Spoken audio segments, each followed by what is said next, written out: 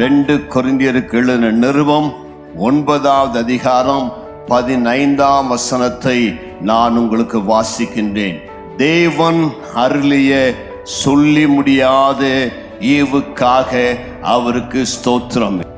அப்போஸ்தலனாகிய பவுல் கொரிந்திய சபைக்கு தன்னுடைய நிருபத்தை எழுதும் பொழுது 8ஆம் 9வது அதிகாரங்களிலே கொரிந்திய சபைக்கு கொடுப்பதின் முக்கியத்துவத்தையும் கொடுப்பதின் ஆசீர்வாதங்களை குறித்து மிக தெளிவாக எழுதுகிறார். நல்ல அருமையான சத்தியங்களை போதிக்கிறார்.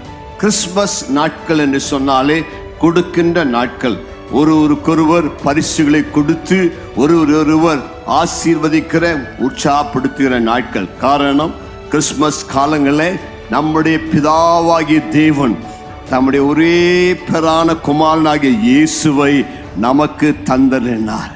அந்த நல்ல மாதிரியை பின்பற்றி தேவன் நமக்கு ஈவாக இயேசுவை தந்தபடினாலே நாமும் ஒருவருக்கொருவர் ஞாபகார்த்தமாக பரிசுகளை தருகிறோம்.